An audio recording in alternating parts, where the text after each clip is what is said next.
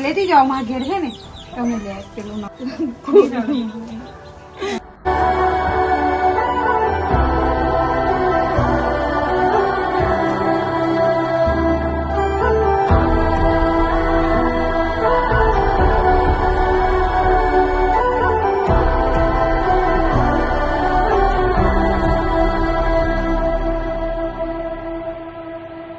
फलक तो गरज तो बरस तो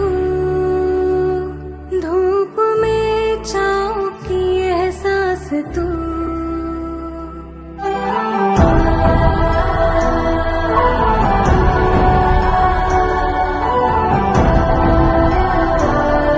સૌને જય માતાજી, હું છું શીતલબેન। આજે અમે આવ્યા છે ઉટડી ગોલીમાં આ દાદીને મળવા માટે। દાદીના છોકરાનો છોકરો છે, એમનો છોકરો એક્સપાયર થઈ ગયો છે। દાદીને પણ હવે તકલીફો ઘણી પડે છે અને એમને પોતાનું ગુજરાન ચલાવવા માટે પણ ઘણી તકલીફો પડે છે।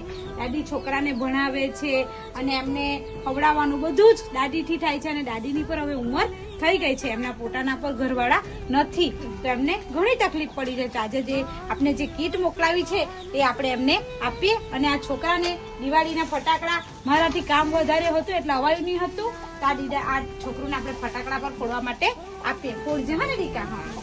અને આ એમને રાશન કીટ। દાદી ઉટડી ગામમાં રહે છે ને તેમને કોઈ જ નથી, તમે કોઈને પર એવી મદદ કરવાની ઈચ્છા થાય કે કોઈક એવા વિચાર આવે કે આજે આપણે આ દાદીની મદદ કરવી જોઈએ, કારણ કે છોકરું બી ભણે છે, એમને ભણવામાં બી તકલીફો પડે છે, તો આપણે આ ઉટડી ગોલીમાં દાદી રહે છે એમને આપણે મદદ કરવા માટે આવીશું। દાદીની પર હવે તબિયત બહુ જ ખરાબ છે અને આ રાશન કીટ આપણે એમને આપ્યું છે અને હર્ષભાઈ અને સનમભાઈનો ખૂબ ખૂબ ધન્યવાદ, જેઓ આવા નિરાધાર વ્યક્તિઓને રાશન કીટ મોકલાવી છે। ખૂબ ખૂબ ધન્યવાદ। ઘણી બધી કીટો આપણે ઘણા બધા વ્યક્તિઓને આપી છે, તે બદલ તમારો ખૂબ ખૂબ ધન્યવાદ। એને લેતી જાઓ મારા ઘેર છે ને તમે લે પેલું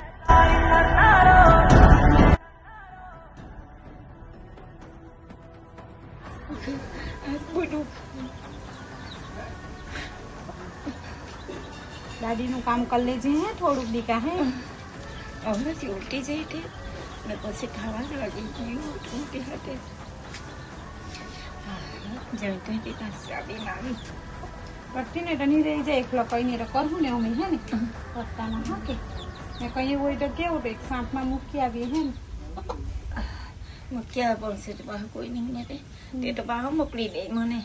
આ બોલ્યું તો ઓળખે મને ઓળખે ને જા કરીએ ને દવા લેવા સરી વચ્ચે એવો દખલ કરી તો હાજુ થઈ જાય હા કે રસ્તામાં હા